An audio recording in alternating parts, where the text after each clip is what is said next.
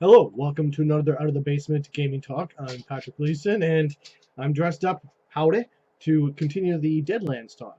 Although I know my room is not really properly suited for the Deadlands atmosphere, but, you know, I figured I'd wear a little bit, and I have black coffee with some bourbon whiskey to get me in the mood.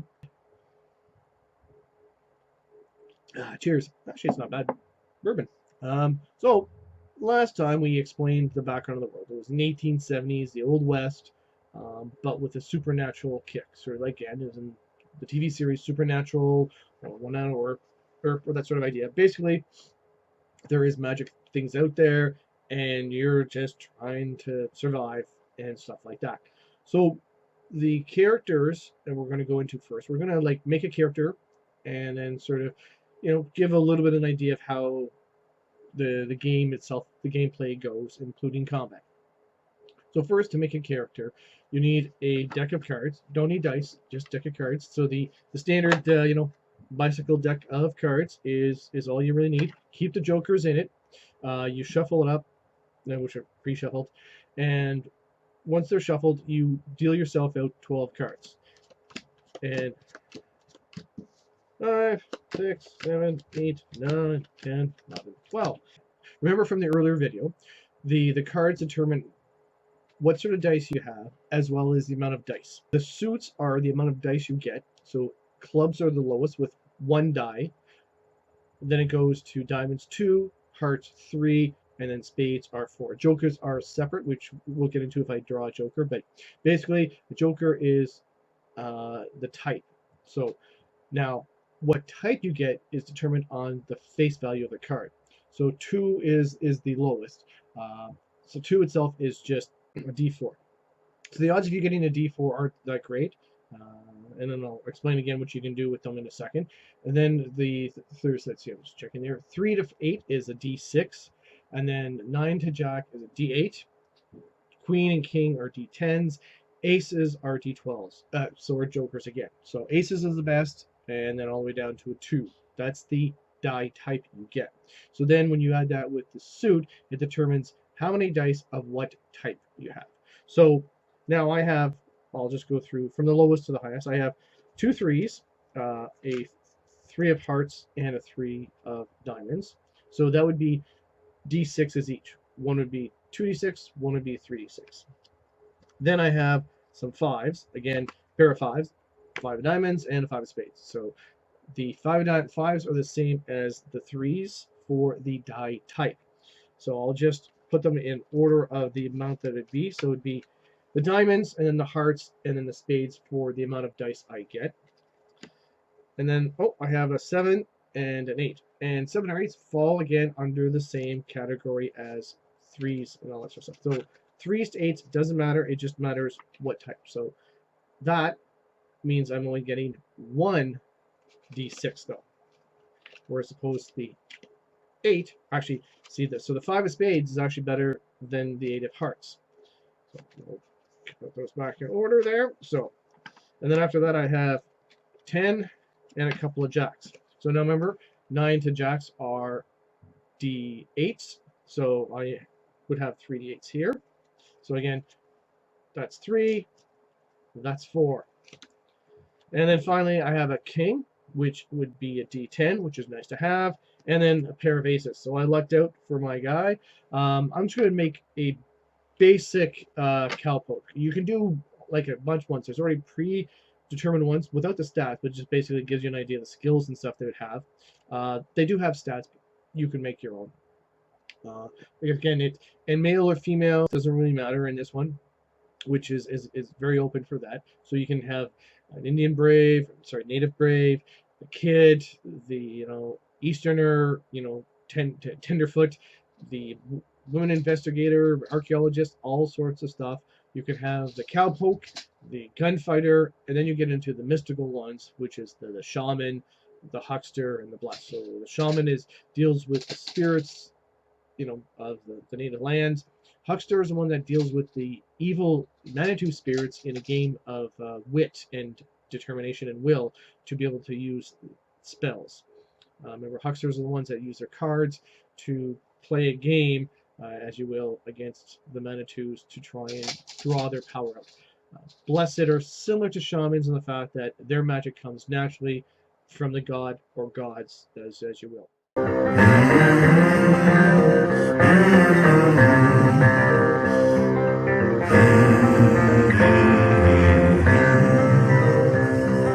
Hear the devil calling. Hear the devil calling. So first, this one, I'm just gonna make a standard, straight up. I was gonna think guy fighter, but just a cowboy, just a guy, regular guy who's just gonna go around. So now, the stats again are: you have cognition, deafness, knowledge, mean, nimbleness, quickness, smarts, spirit, strength, and vigor. And I know it seems a lot, but once you get into it, it actually it works, and they do sort of make sense why they have them split up. So now, cognition, that's to notice things. That's you're listening, you're hearing, all that sort of things. The deafness speaks for itself. That's how you shoot with, is the big one to know, and you throw things with. Knowledge, that's obviously languages, how good your schooling is, and for the mad scientists, again, who are the ones who use sort of the steam ghost punk sort of idea, they need that. That's the under them. Then there's the mean, which is the tall telling, leadership overall. Now, tall telling I didn't really talk too much about in the first episode, but tall telling basically is you want to, because there's all these supernatural evil things in the world, there's what they call the fear level. So obviously, the more bad things are out there, the more people are afraid. Your tale telling is a way to reduce the fear. Someone who's got really good mean would get up and do the speaking and telling people, well, this is all good, and whatever story you want to tell to make people feel better about themselves and reduce the fear level. Now, it's only on certain types of creatures that the fear level increases or decreases. But it's still good to have, when you go to the towns and stuff like that. So mean is good to have one. It's better if more people have it, but it's definitely important for one of the characters to have. Nimbleness is basically your riding, your dodging as well, and also, if we're riding a stagecoach or driving a stagecoach, as you will, being a teamster sort of thing. Quickness is how many dice you roll to see how many cards you draw to see how many actions you get. We'll get into that and when we get up to the basic combat things. But the only other one that quickness is important to is the gunslinger for quick draw. Other than that, it's basically just how many dice you roll to determine how many cards you get. After quickness is the smarts. This one's for like bluff, really cool, scrounging, which is good for everyone to try and find some things, but also the one for gambling for the hucksters, because hucksters would tend to have to be card people. Gambling is obviously an important one that would help them on that. Then you have your spirit. Again, spirit is basically for most people is used for helping determine their guts, like how afraid they are or how much they can look into the eye of the devil and spit in his face. For the blessed and for the shamans, what they need here is what they call faith. You need a lot of faith to be able to withstand the evils out there. Demon? Yes. The power of Christ compels you. Oh, does it? Then strength. Obviously, with strength, straight up strength. Vigor is basically your endurance, and that sort of thing for your thing. Pace and size and wind are all determined off of your main stats. So back to my card. So again, 2s are bad, 3s to 8s are the same, 9s to jacks are D8s, queens and kings are D10s, and aces and jokers are D12s. So what I want to do there now, there's 10 stats you may have noticed if you're paying attention. We had drawn 12 cards. Now what you do is you take your deck, your hand, and you drop the lowest ones. Now again, you might think that, oh, a 2 is not that great because it's a D4, but 4D4 beats 1D6, right? So that's where you gotta start going, oh, well, maybe a 2 isn't so bad after all. because it all depends on the suit. So since I have 7 of clubs, that's obviously one that's going to go away because that's only 1d6. So after that, the second one I'm going to go would be obviously, well, it doesn't matter a 3 or a 5 of diamonds. It doesn't matter because they're all the same. It is 2d6. So I'm dropping another one that's 2d6. So I am left with my hand now, which would be, okay, so I'm going to be a cowpoke. Now, cowpoke, you figure he's going to need, well, shooting is important, but not as important as everything. So I have 2d12, 1d12, 4d10, 48, 48, 3d8, and then a bunch of d6s, but I have 46, and then 2 stats at 3d6 and 1 stat at 5. That's right, at 2d6. So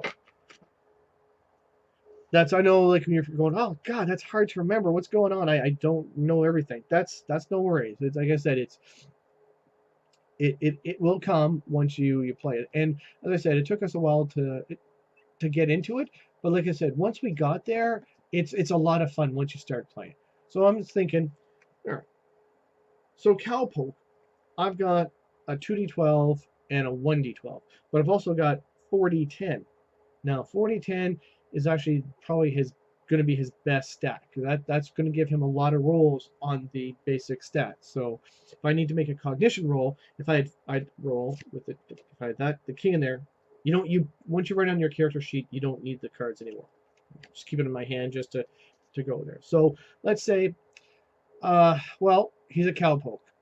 I figure this guy. Let's start with the lower stats and then go from there. All right.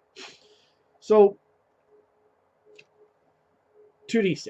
I'm gonna put that in his knowledge, because he's just your basic cowpoke guy. He ain't got very much reading, arithmetic, and all that sort of stuff. So he don't know. It's not that he's not smart, because there's a smarts one. It's just that he's not too knowledgeable, which makes sense. He's a cowpoke. He grew up in the wild there. So that's the 2d6. Now I have 2 stats that are 3d6. So those are a little bit better. Now, animal wrangling is going to be important for my cowpoke, so that's a mean. Nimbleness, well, that's, driving, fighting, and horse riding. Again, that's important. Yes, is this where you start to see, okay, deafness. Well, you know what? His smarts, I'm going to say he's smart, but not that smart. He's not good at bluffing people or ridiculing people like that. Not too much street wise. So he doesn't need it too much. So that's going to be 3d6. And then I have another 3d6. So although I did say guts is very important, I'm going to say this guy doesn't know what's going on. He hasn't seen anything weird. So he's going to just have 3d6 guts, because in his line of work, he, doesn't need it, and he hasn't come across anything that's, tested him. So there we go. So now I have 46. Well, that one's a bit better. That one, let's just see here. Well, you know what? He's not a quick draw guy, so I'm going to give his 46 to quickness. Now we got the D10, D8s. And I have 3d8s, but again, I have 3d8 and 2 stats. That'll be 48. So now we're starting to look, okay, this is getting better now. So, let's say this guy's now shooting. He's a cowpoke. He's not going to have too much need of shooting in his mind. So we'll give the 3d8 to his deafness, because although he can use a gun, that's not what his main thing is. He's more, like I said, the cowpoke. So then now I have 2 48s to pass around. Strength, vigor, pretty good. Nimbleness. So what do you say this guy's going to be good at? Well, you know what? I think he's going to be the true animal wrangling horse guy. So he's not going to be the strongest one out there. So we'll give his strength, 48. Although now this again, the die type itself is not as bad, because I've got 4 dice to roll. So that's actually pretty good. And you know what? Let's give him also 4D in 48 in his vigor. You know it's a lower dice type than the last three. He's got a lot of dice in there, so he'll be pretty good. So now I'm left with just a 4D10, 1D12, and 2D12.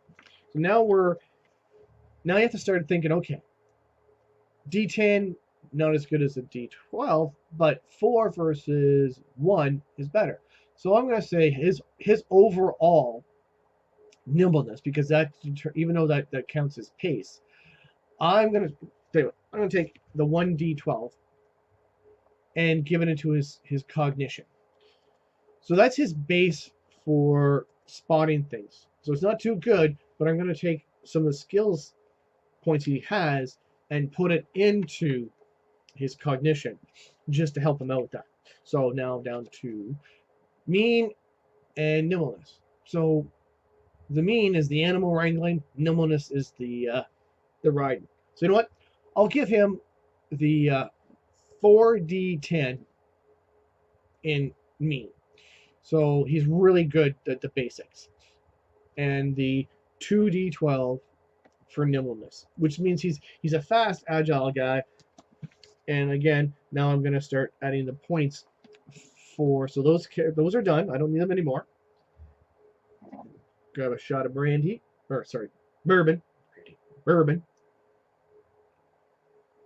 And black coffee, of course. Now we're looking at our secondary traits. So the secondary traits, again, as I said, are the, we'll start at the bottom. Grit, as you start off with, don't have any. You're at 0. There's certain things you'll get it for, but right now you're 0. Pace, that's your basic nimbleness. Remember, our guy, I gave him the D12s in nimbleness. His pace is 12. Moves pretty fast. Now the basic size, remember, is straight up 6, unless you have a certain edge like my Reverend does, or one of the other people, Patrick Ramsay. His character had a hindrance for obese, so his size was 7 as well, but different reasons. My vigor's die type 12, and my spirit is a 6. I have a 16 wind, and again, the bottom of his grit is 0. Now we move on to the next one, which is what the skills. And here they're not called skills; they're called aptitudes. And they go from, again, from 1 to 5. 1 is just beginner, 5 is expert. So once you end up with something like a 6, which has happened with very experienced characters I ran, a 6 is pretty much above, one of them. That's like the Bill Hickoks for the gunfighters, that sort of thing. The Harry Houdinis for the magicians. So 6 is really standing out there. Now you're like, how many points do I go? This is where my knowledge guy, because I'm like, oh, he doesn't need knowledge. I'm going to be hurting for this, because you take your knowledge, smarts, and cognition. So my guy has only got, now this is on the die types, so he's got a 6 for the knowledge, but he's got the 12 for cognition, so that helps. And then the smarts, he has 6. So he ends up with 24, which again is actually pretty good. So he's got 24 points to buy his aptitudes, his skills with. Basically, during character creation, is pretty much straight up 1 for 1. So if you want to have a skill aptitude of 2, it costs you 2 points. To start with, you can't have anything higher than a 4. A 5. You can start off as an expert, which is nice in this game, that you can actually start as an expert. You're not complete goobs like in some other games where, like, oh, maximum 3 or whatever in a skill because you're not that good. And here, no, you can actually be an expert. But again, since I only have 24 points, that's not, huge amounts I can spend. I'll go through this quickly, just real easy. Like I said, animal wrangling, he's going to want to have, I'll give him a 3. He's going to be a tracker, so I'll give him a 3 in that. 2 in the search. Animal wrangling, no, he's not going to have, like I said, he'll have a little bit of tail telling just because, but only 2 dice. Now, dodge, like I said, I don't see him getting too much fighting, too much being shot. He doesn't expect to, but I will give him the fighting. because he's a brawler type. But again, only 2 to start with. Survival, I'll give him a little bit too, because he's out in the wilds. He so he should have some skills in that. Not much. Teamster, we'll give him a couple points in there as well. Horse riding definitely is going to have 3.3 in that. Give him a professional skill of cowboy, because professional skills are basically like that's what you do for a living. We'll give him a couple points in that to show that's his main job, right? He is a cowpoke. I forgot to shooting. I'll put now. Shooting is there's pistol, shotgun, and rifle. There's things you can buy the whole thing with, but we'll just start basics. We'll give him 2 in rifle, because that makes sense. That that's again, he's a cowpoke. Rifle is what he'd have mostly. Give him shooting 1 in pistol, just because he knows how to use it, but he's not very good at it. So most of these skills are pretty much straight up of what you need. They're the skills like same as anyone. Animal wrangling, you can that's it. So I won't go through more of that. But what I will now get into is the one that makes Deadlands that extra kick is the edges and hindrances. Now remember, my guy's not going to be a mage or preacher or anything like that. First is the hindrances. There's a fair amount of different ones, but again, these are basically like other games that have advantages, disadvantages, that sort of thing. So it's basically things like you're all thumbs, you're alien, you like tuberculosis, stuff like that. You have bad ears, bad eyes, bad luck is not a good thing. That seems bad things happen wherever you are. Big britches is not brave, it's taking it to the extreme. You have no concept that you can't succeed at that. And then, big mouth is, that's what it is. Now, biggin, that's the one that our friend Patrick had as his mad scientist. He was a big one. He was a very large lad. Now, it did increase his size, but his movement wasn't very fast. So, bloodthirsty, cautious, things like this. So cautious. Now, the amount that you get is you can start with 10. You can take up to 10 points in hindrances to give either 10 points in edges or spend points in aptitudes. There's one that most of my party took. It's called Veteran of the Weird West, which means you've seen something out there that's weird, like you've seen some of the supernatural things. That it's an edge, but it costs no points, because it's not really, you have an edge because you've seen something and stuff out there exists, but it's not that much fun. It gives you 15 extra points for edges or aptitudes. So you're like, whoa, sweet, 15 free points. No, there ain't no such thing as a free lunch, especially in Deadlands. You draw, with your marshal, because the marshal's the one who's in charge. I am the law! With your marshal, you draw a card. That determines the bad stuff that can happen to you.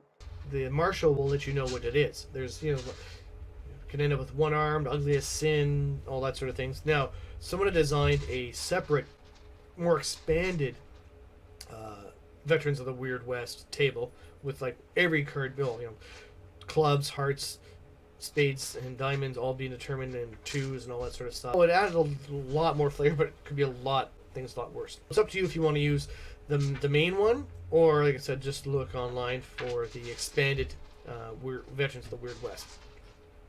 Now, for the cowpoke, I'm not going to take that because it makes no sense for him. We're going to go back to the hindrances and look at some that make sense for a cowpoke. Now, I went through some quickly there, and basically, I figured this guy is sort of a easygoing guy, but he's he even though he doesn't believe in things that are out there, he likes to take it easy. I took for him cautious, which obviously don't run into the rattler's cage. Doubting Thomas, he does not believe in the Weird West. He's like Scully to Mulder. He's illiterate. He never learned how to read and write. Not that he's not smart. Again, he just doesn't. He's not very book smart, so he's illiterate. And I figured the one to round off, because each one of those is 3 points, and you only have 10 points of hindrances to start with. So I'll give him stubborn because it works with the Doubting Thomas, but it's only going to be worth 1 point because you can only ever have 10 points in hindrances. Now for the edges, again, trying to figure out something for the cowpoke, but if you want to be a blessed, a shaman, a mad scientist, or a huckster, you need the big one that you need to have is arcane background. Now it's worth 5 points, so that's half your points you're getting from hindrances just for that. Now, yes, no one in the party did it, but you could, if you wanted to be a huckster mad scientist, you could use up all your 10 points of edges to take those 2 backgrounds. Not sure why you'd want to, but you could. The cowpoke is normal, so he's not going to be blessed or shaman or a mad scientist or a huckster or anything like that. He's just going to be a straight up cowpoke. So let's look. I went through things that would make sense for a cowpoke to have. Basically, Kimosabe. Kimosabe is ones where you know how to deal with other cultures. Now, it's either a 1 point or 2 point. So if it's similar, not too far off culture, like Irish English, I'm not going to cause any problems here, but that sort of idea, it's only 1 point. But say for, cowpoke to some native ones, that's 2 points. So I'm giving him the 2.1. He knows how to fit in with some other cultures. Light sleeper. It's funny how in games they give that as an advantage. Me being a light sleeper when most noises will wake me up.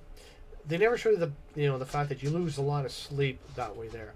But in the game, it's an advantage. It's an edge. So I gave him light sleeper. Makes sense again for a cowpoke out in the range, being able to hear the coyote or when the cows start getting ready to do, a stampede. I figured, well, you know what? Nerves of Steel works for him because he's seen rattlers. Although he hasn't seen anything supernatural or strange, he does know how to hold his own, or he stays calm.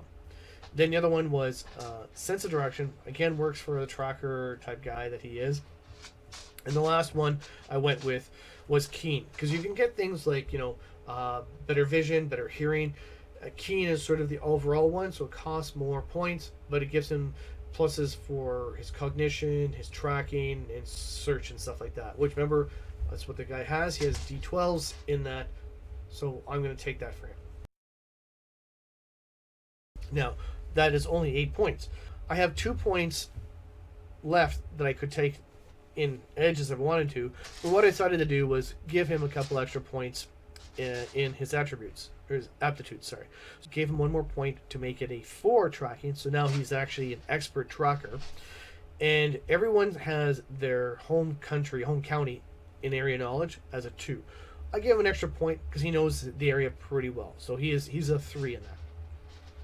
And that's it. Now the character is created. We have our traits, our aptitudes, and our edges and hindrances. And then his worst nightmare, we're not going to get into that now, but I figured, something like losing his kin or something like that. Well, that's something you can work out with your marshal. Remember, the marshal's the guy, is the law. And that's it. Now, in the next episode, I will do more on the characters that I ran in Erik's campaign or I had in my campaign. The basic thing is like it's role playing. It's the same as anything else. You're playing that character in different scenarios. The marshal's going to come up with you. All right, so now we got the character, we got everything, so we're ready to play. So if you have your party scenario, the old saloon or something like that. The first thing people do is there's the fate chips. Now these are the chips that it comes with. Now I have it in my nice fancy bag, which works. There's whites are the lowest, so there's 50 of those ones. Then there's the red, which there's 25 of those, and then there's 10 of these that are worth the most. Every time you start a session you're playing, you get 3 chips. You're like, fuck, that's not very many. But that's just to start with. Now, there are edges and stuff like that that can give you more, but you draw those. Now, but the way that Deadlands is cool is you play your character well, you get extra chips. Like, if you're playing your hindrance in something that could actually get you killed, well, that'll get you probably either a red or in some cases a blue, because You're playing your character in an area that could get your character killed or, make it very awkward for him. And there's other things like if you do certain things right in the adventure, you will also earn, like if you figure out clues and stuff like that, you can get a white chip or a red chip. Very rarely do you get the blue because they're worth a lot. So now that's how you get. So through role playing or figuring things out or going through the adventure, you'll get chips as you go along. This is where a little bit of the disadvantage with Deadlands, because these are turned in for experience, but they also save your ass. Because when you get shot or injured, that does wounds to you. We'll get that in a second. And these you can automatically make sure you don't take the damage. There are also things like you can do rerolls and stuff like that. Like you spend fate chips for doing rerolls and stuff like that. Again, white the lowest, red better, blue the best. And one thing the party learned is if you spend one of these red chips to get a reroll, I, the marshal, get to draw a chip, well, from the bag. But I get to draw. It's all from the same bag. But if you play a red to do a reroll, I get to draw another chip. So that's where sometimes you may not want to spend the red. If you spend it for healing yourself or getting rid of wounds, I don't get a draw. So on wounds, it's no problem. It's only for doing the rerolls that the reds do it. White is just adds. I'm not going to go into all the ones because it's basically that's how things done. You can do some rerolls or adds depending on the chips and stuff like that. I recommend getting the book again because it's a little complicated to go through it all. But once you get used to it, it's a lot of fun. That's what they're used for. You don't actually use them for shooting or anything unless you want to do rerolls now. Your actions are all determined again through first cards and dice. So remember, my guy has the decent quickness. That's how you determine your initiative, is again through the quickness. So you roll your 4d6, and what number you get determines how many action cards you get. You add the dice together. It's not the highest. You add the dice together. So on the 4d6, if I have a 5, I roll bad, I get 1 card. For every 5 above that, I get an extra card. So if I rolled really well, let's say got a 15, I would earn 3 cards. So aces are the highest, 2s are the lowest. Jokers are wild, and a red joker means you go first above anybody else. A black joker means you get no actions, and the deck gets reshuffled. Even though, so you can draw the card. So let's say I only get 1 action. If I draw the ace of spades, I'm still going first.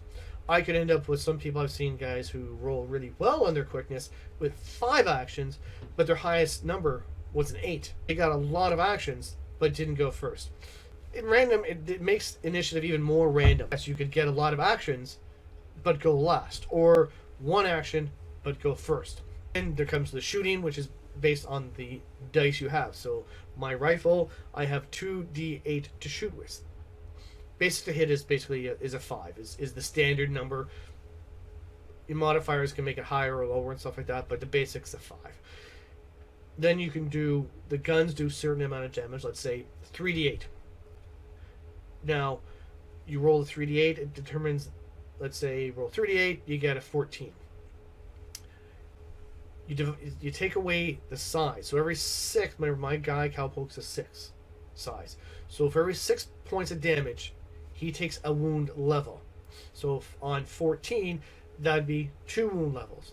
And on the character sheet, it shows the wound levels because you can be hit in different areas: arms, legs, chest, vitals, and head. Now, being hit in the vitals does more damage. Being hit in the head does even more damage because if you get shot in the noggin, odds are you're going down. Now, PCs and important NPCs have wound levels. There's, again, 1 wound is a light wound, heavy, medium wound, heavy wound, up until you're pretty much crippled or useless. Enemies, basic enemies, like just the guys in the OK Corral saloon that you're shooting, they just have so many points, period. So once they don't take wounds, but they can't heal up either, and they just go down when you reach the level.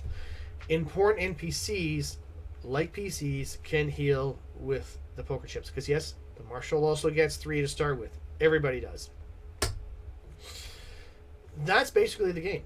That's how, like I said, you just go through it. So the thing to remember is, when you get to initiative, you roll dice. That gives you how many cards. That determines how many actions you have and when you go. You want to shoot things or do things, you roll the dice appropriate to the stat. So if I want to ride my horse, that's under nimbleness, and it's my skill in horse riding, which I have 3. That's pretty much it. Again, once you go into it, earning points through your role playing, you earn your chips. At the end of the session, you can turn chips in for bounty to improve your aptitudes, which are easier to do than traits. Traits are like stats. They can go up, but they take a lot to do. And also, you can earn extra hindrances and edges with role-playing and the Marshal's permission. One of my friends who was running, Ryerson, Bruce at the time, long story. Anyways, Bruce was running the standard Kelpel, but he started drinking a lot because of what he was seeing. So in the end, we decided, you know what? He's got the hankering for alcohol, so he'd always have the flask with him.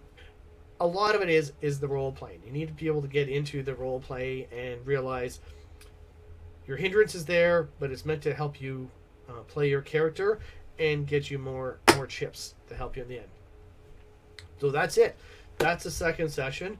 Like I said, the next episode I'll be talking more of go into the characters. I had that I ran was the Reverend, and then the party that I ran, and some of the fun we got into.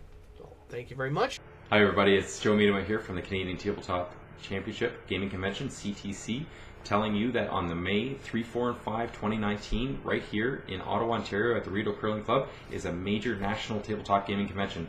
Check it out, that you can get your tickets at www.ctcgc.org. Cheers.